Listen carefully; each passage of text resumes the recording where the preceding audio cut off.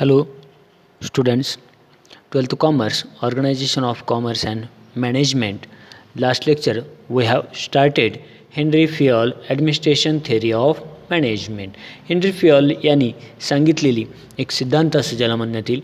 Henry Fayol हे father of modern management. Henri फियॉलला काय म्हणण्यात येतं? Father of modern management. या हेनरी फियॉल्स यांनी 14 प्रिन्सिपल्स सांगितलेले आहेत. 14 तत्त्वे ज्या देण्यात आलेले आहेत ते बिझनेस ऑर्गनायझेशन संदर्भातील या हेनरी फियॉल यांनी देण्यात आलेले principles of management. First principles होता principles of division of work, कामाचे विभाजन ज्याला करणे असं म्हणण्यात आले. सेकंड नंबर होता principle of authority and responsibility, अधिकार व जबाबदारीचे. त्यानंतर third number principle of discipline, शिस्ती संदर्भातील डिसिप्लिन मेंटेन करणे या संदर्भातील तत्व पर्यंत आपला झाला होता. त्यानंतर principle of unity of command, command असणे याचाच अर्थ एक प्रकारे जे देण्यात आलेली जे एक वाक्यता आहे म्हणजे किंवा आदेश आहे तो आदेशाचे फॉलो करणे आहे या संदर्भात. त्यानंतर आहे principle of unity of direction, direction देणे, त्याला निर्देशन दाखवणे, दिशा दर्शवणे ज्याला त्या संदर्भातील म्हणण्यात येईल. त्यानंतर 6 नंबर आहे principle of subordinate of individual interest to organisational interest. काय आहे? Principle of subordination of individual interest, वैयक्तिक हिताकडे लक्ष न देता कशाकडे लक्ष दिलं गेलं पाहिजे? ऑर्गनायझेशनल इंटरेस्ट, बिझनेस ऑर्गनायझेशनच्या हिताकडे लक्ष देणे हे एक त्यातील पुढचं त्याच्या संदर्भातील प्रिन्सिपल. त्यानंतर 7 नंबर प्रिन्सिपल ऑफ सेंट्रलायझेशन, केंद्रीकरण ज्याला असं म्हणता येईल, सेंट्रलाइज विचार करून वर्किंग करणे. त्यानंतरचा 8 नंबर आहे प्रिन्सिपल ऑफ रिम्युनरेशन, पैशाचा मोबदला, मोबदल्यासंदर्भातील तत्व. प्रिन्सिपल ऑफ स्केलर चेन, या संदर्भातील एक चेन क्रिएट करण्यात आले की दाखवण्याचं प्रमाण करण्यात आले अधिकारात साखळीचं चेन कसं असतं त्यावरतीनुसार त्याचे प्रिन्सिपल डिस्क्राईब करण्यात आलं. त्यानंतर 10th नंबर आहे principle of order. Principle of order, order याचाच अर्थ सुव्यवस्था ज्याला असं सांगण्यात येईल त्यावरील वर्किंग करणे. आणि त्यानंतर आहे प्रिन्सिपल ऑफ इक्वॅलिटी, इक्वॅलिटी सगळ्यांना समान न्याय देण्यासंदर्भातील प्रिन्सिपल्स. त्यानंतर principle of stability of tenure, stability एकदम स्थिर काळ या संदर्भातील वर्किंग करणे. त्यानंतर आहे 13 नंबर प्रिन्सिपल ऑफ इंटेंटिव्ह, याचाच अर्थ पुढाकार घेणे. आणि 14 नंबर आहे प्रिन्सिपल ऑफ टीम वर्क, एक संगतेनं एकेचं हेच आपण पाहिलेलं आहे, एक कंबाईनरित्या वर्क करणे. बिझनेस ऑर्गनायझेशनमधील वर्किंग करताना एक प्रकारे टीम वर्कनुसार वर्क करणे. असे एकूण 14 प्रिन्सिपल्स ऑफ देण्यात आलेले आहेत. या हेनरी फियॉल्स यांनी सांगितलेले आहेत 14 प्रिन्सिपल्स. त्यामधील आपण principle of division of work, working division of वर्कनुसार याचाच अर्थ कामाची विभागणी करून वर्किंग करून देणे, ज्याचं काम जे आहे ते मग म्हणजे याचाच अर्थ बिझनेस ऑर्गनायझेशनमध्ये various kinds of such as technical, financial, commercial, security, operation, accounting and managerial works असतात. वेगवेगळ्या प्रकारचे असे वेगवेगळे विभाग असतात. यामधील जे कंपनीमध्ये किंवा अदरवाईज बिझनेसेसमध्ये it is assigned to employee as per the quality and capability, ज्याच्या त्याच्या कॅपॅबिलिटीनुसार किंवा त्याच्या क्वालिटीनुसार त्या पर्सन्सला ते वर्किंग देणे आणि त्यानुसार त्या एम्प्लॉईजकडनं त्या संदर्भातील डिव्हिजन ऑफ वर्कनुसार त्यांच्याकडनं वर्क करून घेणे.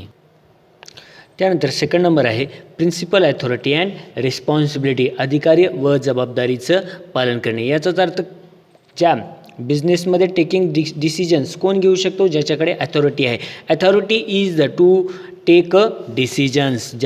ज्या मॅनेजरकडे ॲथॉरिटी आहे त्या ॲथॉरिटीनुसारच तो व्यवस्थापकाला म्हणजेच निर्णय घेण्याचा अधिकार असतो. आणि या सगळ्या काही ॲथॉरिटीज त्या मॅनेजरला दिल्यामुळे काय होईल, authority always come with the responsibilities. Authority आली याचाच अर्थ त्याच्याकडे अधिकार आला, म्हणजे त्यासोबत काय आलं, जबाबदारीसुद्धा त्याद्वारे घेण्याचं काम तो वर्किंग करू शकतो. त्यानंतर थर्ड होता प्रिन्सिपल ऑफ डिसिप्लिन. डिसिप्लिन याचाच अर्थ शिस्त ज्याला आपण म्हणण्यात येते. डिसिप्लिन, मग तो डिसिप्लिन आपल्या जीवनामध्ये सुद्धा जितका आवश्यक आहे तितकाच बिझनेस ऑर्गनायझेशनमध्ये सुद्धा त्यावरतीचं वर्किंग करू शकतो. According to the Fayol, discipline is the most essential thing in the organisation. Fayol यांच्या मतानुसार संघटनेमध्येच, याचाच अर्थ बिझनेस ऑर्गनायझेशनमध्ये शिस्त असणे म्हणजेच डिसिप्लिन असणे हे अत्यंत आवश्यक आहे. आणि या डिसिप्लिननुसारच employees must obey and respect the rules that govern the organisation. म्हणजेच कर्मचारी जे कोणतेही त्या ऑर्गनायझेशनमध्ये काम करणारे कर्मचारी आहेत, एम्प्लॉईज आहेत, त्यांनी सगळ्या ऑल रूल्सचा काय केलं पाहिजे, ओबे अँड रिस्पेक्ट याचा आदर केला पाहिजे आणि त्याचे पालनसुद्धा केले गेले पाहिजे यानुसार. आणि discipline, basis discipline should be the observed all level of management. पूर्णपणे डिसिप्लिन ही सर्व व्यवस्थापनाच्या स्तरावर वापरली गेली पाहिजे, म्हणजेच पाळली गेली पाहिजे. प्रत्येकानं त्याचं पालन केलं आवश्यक आहे. आता यानंतरचा आपल्याला बेसिक सुरू करायचं आहे. Fourth number, principle of unity of command. Unity असणे, एकत्रितता असणे, आदेशातील एकवाक्यतेचे तत्त्व ज्याला म्हणण्यात आलेले आहे. Unity of command. Unity of command याचा अर्थ काय म्हणण्यात येईल, आदेश एक वाक्यतेचं ज्याला कमांड देण्यात आली आहे योग्य प्रकारे त्यावरतीचं वर्किंग करणे. Each member of organisation should received order from only one supervisor. एकाच व्यक्तीकडनं म्हणजे संघटनेमध्ये प्रत्येक कर्मचाऱ्याला एकाच वरिष्ठाकडून आदेश दिले गेले पाहिजे. युनिटी ऑफ कमांड, कमांड फक्त एकट्यानेच देणे आवश्यक आहे. प्रत्येकाने वेगवेगळे वर्किंग जर बिझनेस ऑर्गनायझेशनमध्ये सांगायला गेलं तर एम्प्लॉईजला तर कोणतंही काम व्यवस्थित होतं नाही. त्यावरतीनुसार each member of organisation should receive order from only one supervisor. संघटनेमध्ये म्हणजेच ऑर्गनायझेशनमध्ये प्रत्येक कर्मचाऱ्याला एका वरिष्ठ म्हणजेच ज्या only one supervisor, only one superior, एका वरिष्ठाकडूनच आदेश दिले गेले पाहिजे. आणि यामुळे काय होतं, this principle help in managing conflict and solving disputes among people in organisation. यामुळे काय होतं, संघटनेमध्ये कॉन्फ्लिक्ट संघर्ष मिटवण्यात व वादविवाद सोडवण्यास काय होते, मदत होते. It also help in avoiding confusion. यामुळं काय होतं, गोंधळ जो होतो तसेच ते टाळाटाळ करण्यास मदत होते. If the employee receive command from more than one authority he will be confused and will not be able to take decision about whose order should be followed. आणि यामुळे काय होते, कर्मचाऱ्याला जर एकापेक्षा जास्त अधिक वरिष्ठाकडून आदेश दिले गेले तर कोणत्या आदेशाचं, कोणत्या receive commands more than one authority, कोणाचं आदेश पाळायचं, पालन करावे हे कळत नसल्यामुळे तो कर्मचारी काय होतो, गोंधळून जातो. आणि त्यामुळे काय होतं, तो चुकीचा, दिस इज अ रॉंग अप्रोच, यामुळे काय होतो, चुकीचा दृष्टिकोन निर्माण होतो. फॉर दिस ऑर्गनायझेशनल हिच should be a well defined. Each employee should know the immediate superior and should receive order from him only. फक्त प्रत्येक कर्मचारी त्याच्या वरिष्ठाची माहिती असावी आणि फक्त त्यांच्याकडूनच त्याला आदेश प्राप्त व्हावेत. यामुळे principle of unity of command business ऑर्गनायझेशनमध्ये एकटाच ओनली वन पर्सन सुपिरियर, जो सुपिरियर पर्सन आहे त्याच पर्सनना एम्प्लॉईजला आपल्याकडील त्यालाच फक्त टेकिंग अ डिसिजन घेण्यात यावं आणि तोच फक्त ऑर्डर्स देण्याचं काम करावं. त्यामुळं एम्प्लॉईज जो आहे तो कन्फ्यूज होत नाही, हा त्यातील 4th नंबरचा प्रिन्सिपल्स हेनरी फियोल यांनी देण्यात आलेला आहे युनिटी ऑफ कमांड. या ठिकाणी दाखवण्यात आलेला आहे एक फिगर वाईज राईट अप्रोच. रेड याचाच अर्थ कोण आहे, तो सुपिरियर पर्सन आहे आणि त्या सुपिरियर पर्सननं त्याच्याजवळील एम्प्लॉईजला योग्यरित्या फॉलो करण्यासाठीचं डिसिजन देण्यात आले आणि त्याचं अपोजिट डायरेक्शनमध्ये टू सुपिरियर पर्सन्स आहेत आणि त्यांनी एम्प्लॉईजला फॉलो इन्स्ट्रक्शन दिल्यामुळे कोणतंही वर्किंग हे योग्य प्रमाणात होतं नाही. त्यामुळं प्रिन्सिपल ऑफ युनिटी ऑफ कमांडमध्ये सांगण्यात आलेलं आहे की बाबा आदेश जो कोणताही सुपिरियर पर्सन आहे तो आदेश जो देण्यात येणार आहे तो एकाच एम्प्लॉईजरित्या देण्याचं काम हे एकाच सुपिरियरनं देणं आणि त्या एम्प्लॉईजने त्याचं फॉलोज करणं आवश्यक आहे. त्यामुळे principle of unity of command आदेशातील एक वाक्यतेचं तत्व. त्यानंतर आहे principle of unity of direction. Direction देणे म्हणजे दिशानिर्देश दर्शवणे एका वाक्यतेचं. जर this principle states that there should be one head and one plan. या तत्वामध्ये काय आहे, प्रत्येक संघटनेत एक प्रमुख एकच योजना असावी. एकच प्रमुख, there should be one head. Head means एक प्रमुख जो कोणताही आहे अँड वन प्लॅन एकच योजना असावी. या पद्धतीने आपण युनिटी ऑफ कमांडमध्ये पाहिलं आहे ओनली वन सुपिरियर, एकच सुपिरियर असला गेला पाहिजे. त्याच पद्धतीनं there should be a one head and one plan is in every organisation. प्रत्येक ऑर्गनायझेशनमध्ये या युनिटी ऑफ कमांडनुसार काय असलं पाहिजे, प्रिन्सिपल स्टेट्स एक प्रमुख एकच योजना असावी. त्यामुळं काय होतं, each group in the organization should have the same objective and the group should be directed by one manager using single plan. यामुळे काय होईल, संघटनेमध्ये प्रत्येक गटाचा एकच उद्दिष्ट काम करत असला पाहिजे. यामुळे काय होईल, व्यवस्थापनाकडे जो कोणताही आहे group should be directed by one manager using single plan. यामुळं एकच मॅनेजरने त्यांनी दिलेले तो सिंगल प्लॅन जो आहे तो ऑल एम्प्लॉईज योग्य प्रकारात योग्य डायरेक्शनमध्ये फॉलो करू शकतात. त्यामुळं हा बिझनेस ऑर्गनायझेशनमध्ये 5th number principles of unity of कमांडची या प्रिन्सिपल्सचा उपयोग बिझनेस ऑर्गनायझेशननुसार या वन हेड वन प्लॅननुसार करणं आवश्यक आहे. त्यानंतर 6 नंबरचं आहे principle of subordination of individual interest to organisational interest. Principle of subordination of individual interest. वैयक्तिक हिताला लक्ष न देता कोणाकडे लक्ष दिलं गेलं पाहिजे, ऑर्गनायझेशनल इंटरेस्ट. वैयक्तिक सामूहिक ज्याच्या पद्धतीने आपण पाहतो म्हणजेच एका इंडिव्हिज्युअलचा जो कोणताही सिनियर पर्सन ज्या पद्धतीने आपण वन सुपिरियरनी यांनी फक्त वैयक्तिक हिताकडे लक्ष न देता जो कोणताही बिझनेस ऑर्गनायझेशन आहे याच्या बिझनेस ऑर्गनायझेशन कशा प्रकारे डेव्हलप होईल याच्या इंटरेस्टकडे याच्या हिताकडे लक्ष देणे आवश्यक आहे. ह्या त्यातील 6 नंबरचा प्रिन्सिपल हेनरी फियोल यांनी मांडला आहे. According to this principle the interest of individual must be given less importance that the interest of the organisation.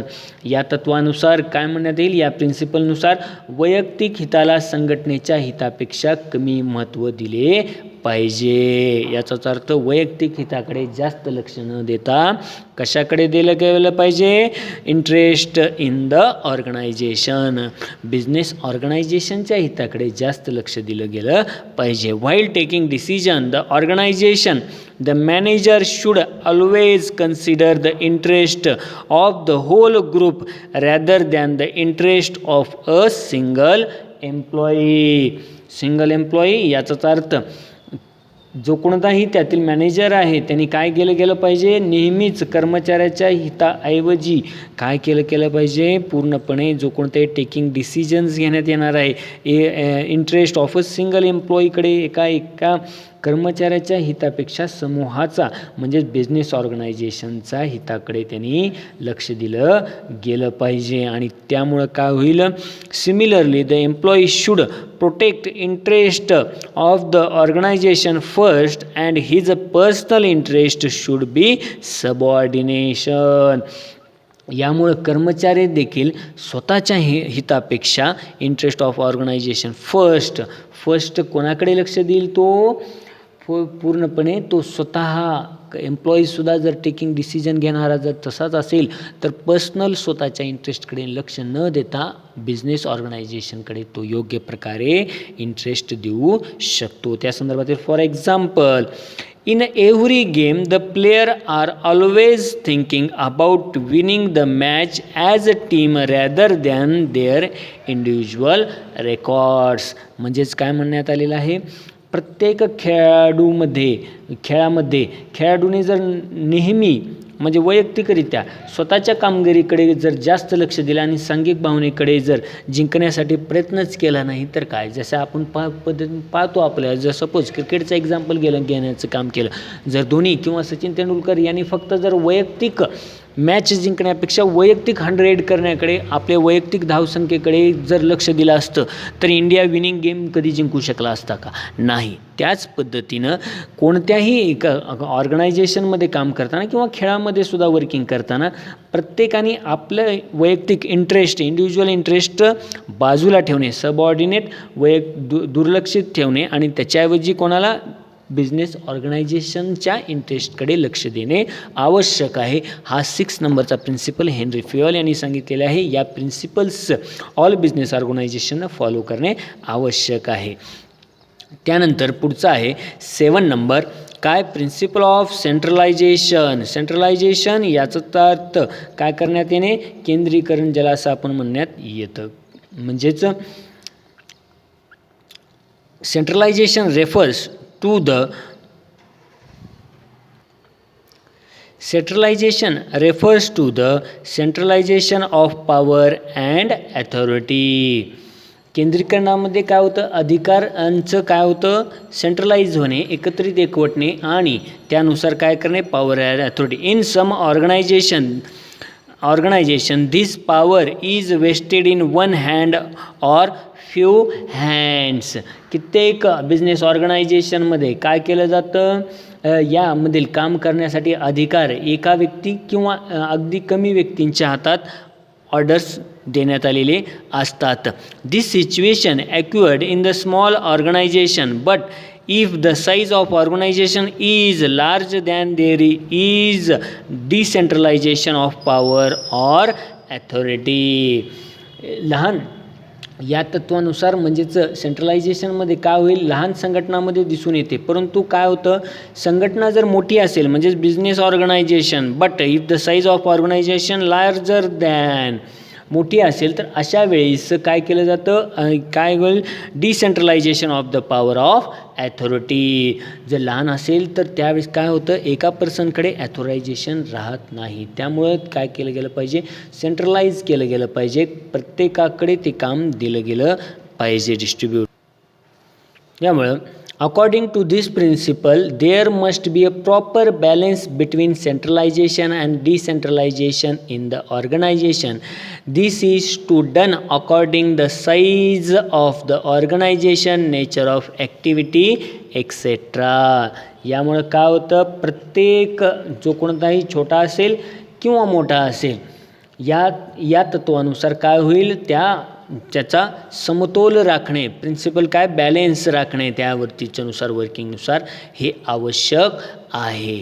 त्यानंतरचा सगळ्यात महत्त्वाचा जो की 8 नंबर, प्रिन्सिपल ऑफ रेम्युनरेशन मोबदला देणे. ज्या समजा प्रत्येक बिझनेस ऑर्गनायझेशनमध्ये योग्य प्रकारात एम्प्लॉईजला जर मोबदला देण्यात आला, रेम्युनरेशन त्यांना देण्यात आलं तर त्यानुसार तो जो कोणताही एम्प्लॉईज आहे तो सॅटिस्फाईड होतो आणि त्यामुळे तो वर्किंगसुद्धा योग्य प्रमाणात करत असतो. आता यामध्ये काय सांगण्यात आले, principle of remuneration, appropriate remuneration to staff or employees in the principle to keep them satisfied financially as well as retain them to the long span of time within the organization.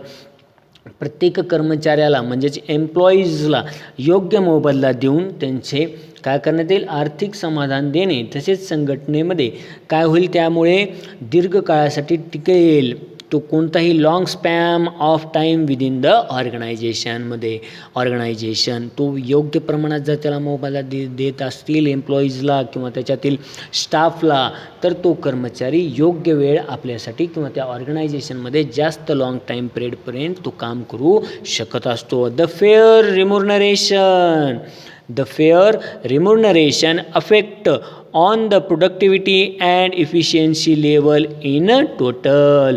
योग्य मोबदला दिला गेला तर कर्मचाऱ्यांमुळे काय होईल, त्याचा परिणाम काय होईल, काय प्रोडक्टिव्हिटी वाढेल, म्हणजेच काय होईल, त्यामुळे मोबदला दिल्या गेल्यामुळं उत्पादन क्षमता वाढेल आणि त्यामुळे काय होईल, पूर्णपणे इफिशियन्सी लेवल इन टोटल, त्यामुळे त्याची इफिशियन्सीसुद्धा म्हणजे ज्याचा अर्थ काम करण्याची कार्यक्षमतासुद्धा वाढवलेली दिसून येईल. The remuneration should be fixed by taking in to consideration the skill, expertise, knowledge, nature, cost of living, market trend, profitability of organisation et cetera. यामुळे काय होईल, कर्मचाऱ्याला जो कोणताही रिम्युनरेशन म्हणजेच मोबदला देण्यात येणार आहे तो त्याच्या स्किलवरनं, तो त्याचं कौशल्य कसं आहे, त्याचं नॉलेज काय आहे, ज्ञान किती आहे, त्याचा अनुभव किती देण्यात आलेला आहे, टेंट्यूअर काय आहे, त्याचा कॉस्ट ऑफ लिव्हिंग किती वेळ काम करतो, राहणीमानाचा खर्च काय आहे, मार्केट ट्रेड काय चालू आहे सध्या, आणि प्रॉफिटेबिलिटी ऑफ ऑर्गनायझेशन. यामुळे पूर्णपणे काय होईल, संघटनेचा नफा इत्यादीवरती लक्षात घेऊन त्याला रिम्युनरेशन पेड करणं हे प्रत्येक बिझनेस ऑर्गनायझेशनचं प्रिन्सिपल्स आहे. यामुळे हेनरी फियल यांनी प्रिन्सिपल ऑफ रिम्युनरेशन सांगण्यात आलेलं आहे. त्यानंतरचा पुढचा 9 नंबर आहे प्रिन्सिपल ऑफ स्केलर चेन. यामुळे अधिकार साखळीचे तत्व, अधिकार देण्याचं काम करण्यात आले. एक डायग्राम त्या दृष्टिकोनातून सुद्धा देण्यात आलेला आहे. या डायग्रामनुसार कम्युनिकेशन त्यामध्ये सांधण्याचं योग्य प्रमाणाचं काम करण्यात आलेलं आहे. 9 number principle of scalar chain. यामुळे अधिकार साखळीचं चेन जनरेट करण्यासंदर्भातील तत्त्व सांगण्यात आलेलं आहे. यामध्ये स्केलर चेन याचाच अर्थ आपण पाहतो कुठलंही वर्किंग करताना किंवा वर्किंगचे डिसिजन घेतल्यानंतर हायर अथॉरिटीपासून ते बॉटम लेवलपर्यंत येतात वर्किंग. म्हणजे त्याचा अर्थ कोणी हेड असेल त्या हेड्सपासून सुपरवायझर नंतर वर्किंग एम्प्लॉईज, मग आपल्या चपराशी पिऊनपर्यंत तो डिसिजन्स येत असतात. हे डिसिजन्स असे फॉलोज न करता त्यानुसार एक स्केलर चेन निर्माण करून त्यावरती डिसिजन घेण्यासंदर्भातील एक स्केलर चेन देण्यात आलेले आहे. यावरतीचं एक प्रिन्सिपल सांगण्यात आले. स्केलर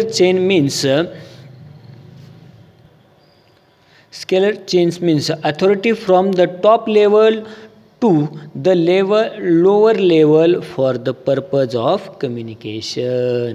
याचाच अर्थ संघटनेमध्ये परस्परांमध्ये जो कोणताही कम्युनिकेशन संवाद साधण्यासाठी हाय लेवल टॉप लेवलपासून to the lower level for the purpose of communication. यामध्ये काय होईल, एकदम हाय लेवलपासून ते लोअर लेवलच्या लेवलपर्यंत एक विशिष्ट साखळी असते. This help to ensure the orderly flow information and communication. यामध्ये काय होईल, मदत कशाची होईल, जे मध्ये माहिती जो कोणत्याही कम्युनिकेशनचा आणि इन्फॉर्मेशनचा जो फ्लो आहे तो फ्लो प्रभावित राहण्यास मदत होते. Traditionally, organization used frame large scale chain which is time consuming. यामध्ये काय होईल, पूर्वी संघटनेमध्ये मोठ्या साखळीमध्ये काय होईल, त्याचा वापर करण्यामध्ये टाईम कन्झ्युमिंगचा वेळ लागत होता, त्यामुळे वेळ खाऊ होते. For the example, general manager inform the decision to the respective functional manager, then the functional manager will pass it supervisor, the supervisor will inform the foreman and so on according to the level of authority. यामुळे काय होईल, जुन्या याच्यामध्ये नुसार example देण्यात आलं, ज्यावेळेस general मॅनेजरने डिसिजन घेतलं ते फंक्शनल मॅनेजरपर्यंत जाईल.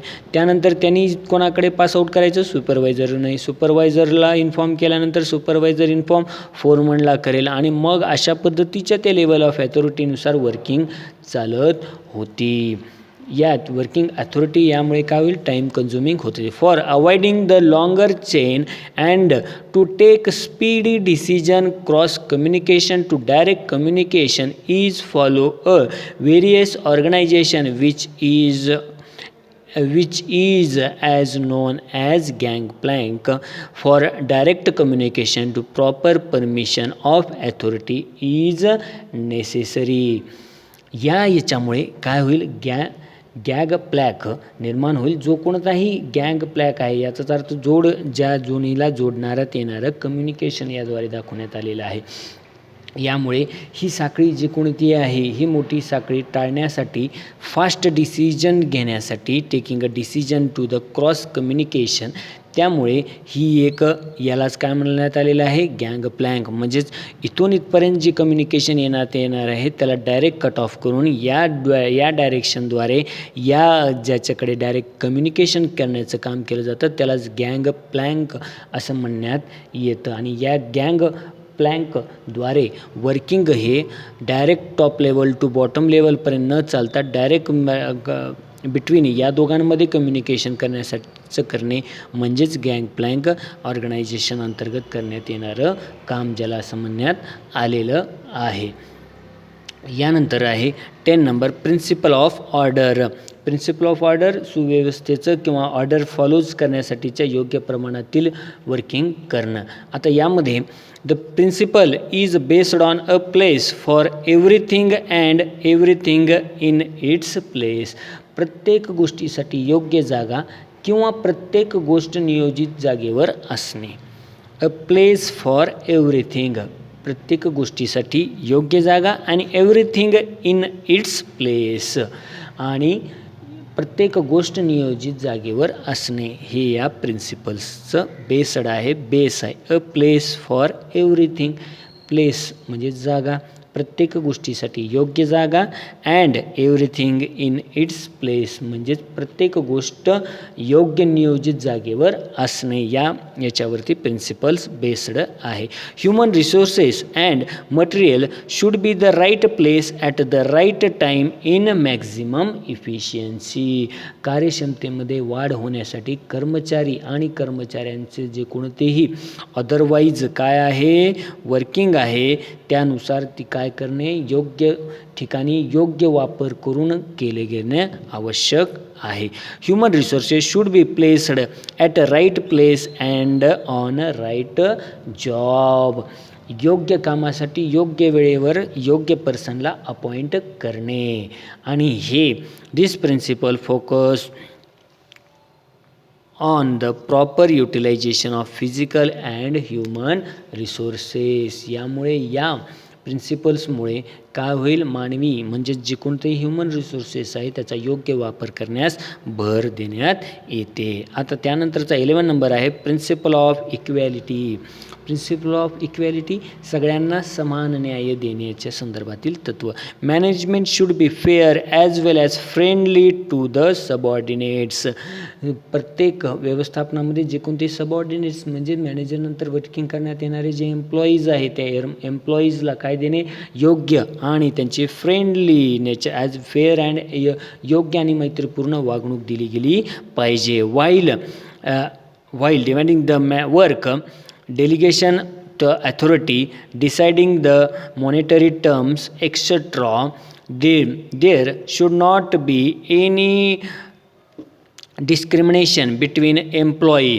या सगळ्यामध्ये कसल्याही प्रकारचा भेदभाव न करता त्यामध्ये कामाचे जो कोणताही व्हाईल डिवायडिंग द वर्क, जे कोणत्याही कामाचं विभाजन करायचं आहे त्या संदर्भातील डिग्लेटिंग द अथॉरिटीज, अधिकारात जे सोपवायचे आहे, त्यानंतरचा डिसाइडिंग द मॉनिटरी टर्म्स असतील म्हणजेच ज्या कोणत्याही अटी असतील त्यामध्ये कर्मचाऱ्यांमध्ये कोणताही भेदभाव करू नये. It is the should that the remuneration should not be depend upon the department but it is the level on in subordinate are working. योग्य प्रमाणातील जो काम करतो आहे त्याच कामानुसार कसल्याही प्रकारचं डिवायडिंग न रूल पाडता प्रत्येक एम्प्लॉईजला त्याच्या इफिशियन्सीनुसार वर्किंग देणं म्हणजेच प्रिन्सिपल ऑफ इक्वॅलिटीनुसार त्याची वर्किंग असणं आवश्यक आहे. 12 number principle of stability of tenure. याचा अर्थ जो कोणताही स्टेबिलिटी ऑफ टेन्युअर म्हणजेच कार्यकाळाच्या स्थैर्य त्याला स्टेबिलिटी मिळणे टेन्युअर ज्याचा कोणताही कार्यावरचा कालावधी आहे त्यामध्ये एक स्थैर्यता असणे स्टेबल असणे. At the time of recruitment of employee the management should assure them about stability of tenure or job security. जे कोणतेही एम्प्लॉईचं म्हणजेच त्यानुसार कर्मचाऱ्यांची जे कोणतेही एम्प्लॉईचं रिक्रुटमेंट होईल म्हणजे भरती होईल त्यावेळेस त्यांना जो कोणताही आहे about stability of tenure of job security त्यांचं जॉब सिक्युअर्ड राहणार आहे सुरक्षित राहणार आहे आणि त्यांची वर्किंग हे पूर्ण स्टेबिलिटी ऑफ टेन्युअर त्यांनी किती कालावधीसाठी काम करणार आहेत याचं आश्वासन दिलं गेलं पाहिजे. It plays very important role in creating sense of belonging among the employees. यामुळे काय होईल संघटनेमध्ये एक आपुलकीची भावना निर्माण होईल. Insecurity in job always affect and the efficiency of employee adversely, whereas job security minimize employee turnover into ratio. यामुळे काय होईल कर्मचाऱ्यांमध्ये असुरक्षिततेची जॉबमुळं इनसेक्युरिटी निर्माण होईल त्यांच्यामुळे असुरक्षिततेची भावना निर्माण होईल आणि यामुळे त्यांच्या ज्या कोणत्याही एम्प्लॉईजच्या इफिशियन्सीवरती त्याचा परिणाम दिसून येतो. त्यामुळे कर्मचाऱ्यांना जी नोकरीचं सोडण्याचं प्रमाण कमी होईल आणि त्यामुळे जॉब सिक्युरिटी आणि त्यांचं स्टेबिलिटी जर मिळाली त्यांचा टेन्युअर त्यांच्या लक्षात आला किती वेळ तो काम करणार आहे किती वर्ष काम करणार आहे त्यामुळे त्याची जॉब सिक्युअर्ड झाल्यामुळे तो एम्प्लॉईज त्या बिझनेस ऑर्गनायझेशनमध्ये योग्य प्रमाणात काम करू शकतो त्याच्या इफिशियन्सीनुसार काम करू शकतो त्याच्याकडे इनसेक्युरिटी राहणार नाही. त्यामुळे principle of stability of tenure प्रत्येक एम्प्लॉईजचं त्या ठिकाणी प्रिन्सिपल्स क्रिएट करण्यात आलेला आहे. वर्किंगचं काय आहे काय नाही आहे या संदर्भातील बिझनेस ऑर्गनायझेशन हा प्रिन्सिपल फॉलो करणं आवश्यक आहे. त्यानंतर आहे प्रिन्सिपल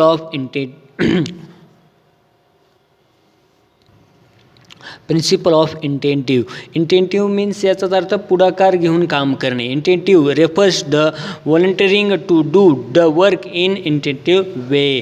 याचाच अर्थ पुढाकार म्हणजे नाविन्य घेऊन मार्गाने नवीन प्रकारे काम करणे. आणि त्यानंतर आहे principle of team work. Henri Fayol has given emphasis on team work.